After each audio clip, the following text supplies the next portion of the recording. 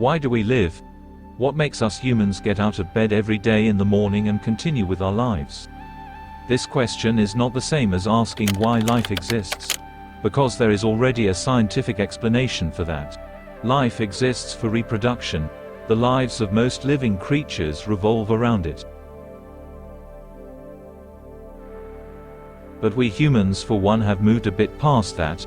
Our lives no longer revolve around reproduction alone anymore. Our environment and society is very different than what most animals live in. For animals, their day is spent trying to survive and reproduce. We humans don't have to struggle to survive anymore, and reproduction is not something all of us want to do anymore. In fact, the more developed a country, the lesser is the fertility rate. So our drive to live is something entirely different at this point, and the things that keeps us alive from my perspective can be summed up to but three things. If we have even one of these three things, we can continue living. But if we lose all three of these,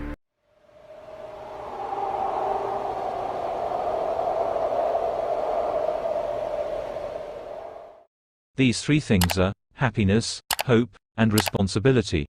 I will be explaining what they are one by one and what are the consequences of losing them is, and what losing all three of them does to a person. Number 1, happiness. Our brain is designed to seek happiness, to want to feel the feeling of pleasure and euphoria. Because when a person is happy, they like to live, and when a person likes to live, they have no reason not to.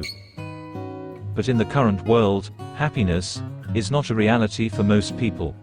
Many people do not have the means to achieve it, because the things which used to give us happiness in the past are now expensive, unattainable, and far-fetched. There is a lot of happiness in the world, but reaching them is very hard. And our brains have realized this. That's why it is trying to cope with this lack of happiness in our lives with dopamine hits.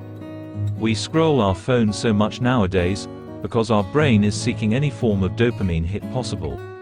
Scrolling TikTok, Reels, YouTube Shorts, etc., etc. These things are cheap and easily accessible by most people and give us a short, temporary feeling of pleasure. From our brain's perspective, it is better to have this temporary hit of happiness than none at all. Because it knows that when we lose happiness, we lose our drive to live. And the brain wants to do whatever it can to make us want to live.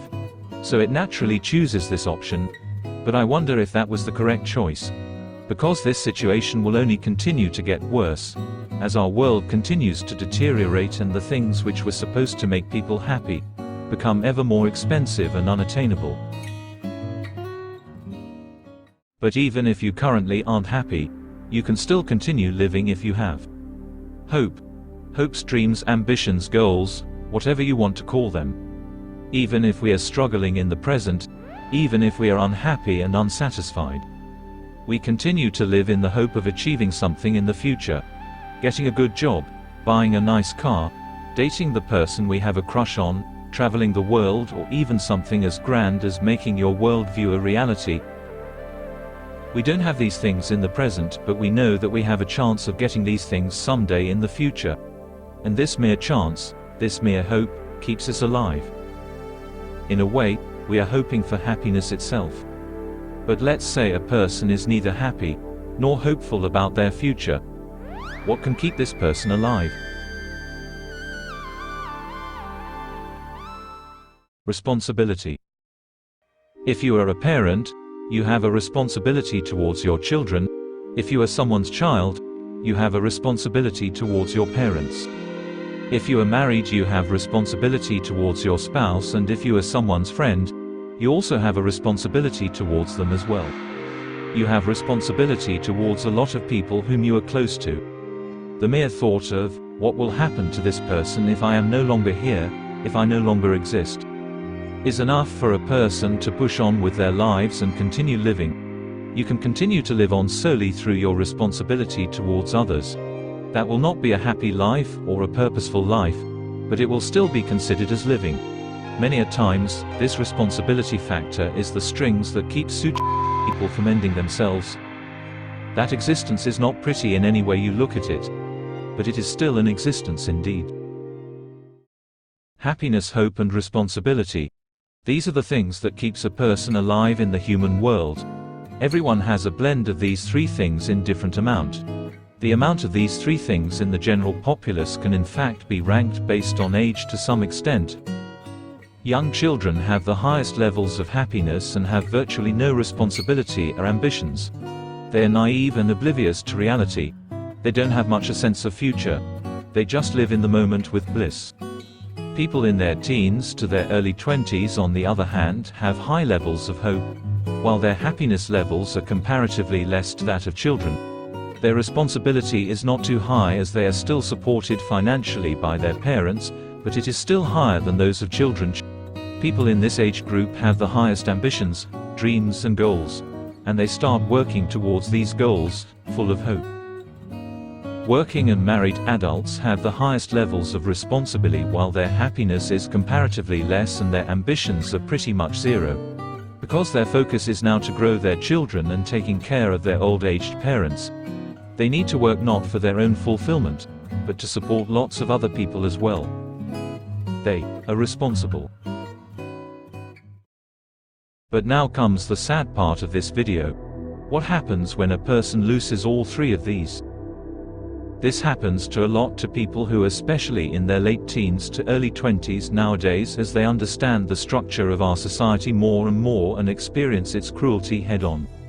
People start to lose their happiness as they are met with insane amounts of stress and pressure. Finding good colleges, good jobs, doing those jobs, doing well in exams, doing so many important things, it's enough to break them.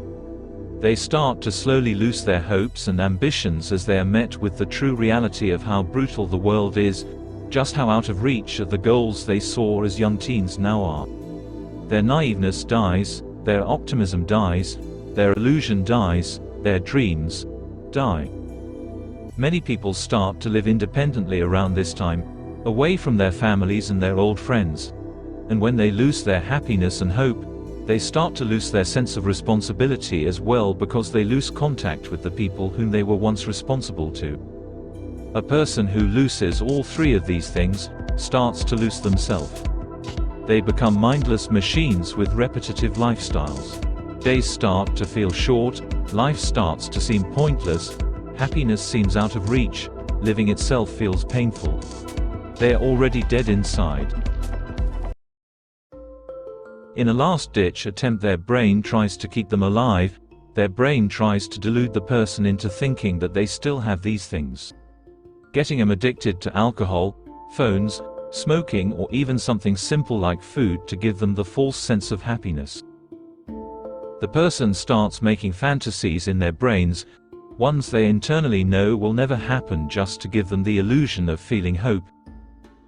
Getting the person attached to idols, YouTubers, Twitch streamers, fictional characters, etc. to give them the false sense of responsibility. But these are only temporary measures, they cannot last long. And when they become aware that they are just relying on these fakes to survive, they finally decide to, because without these three things, humans die.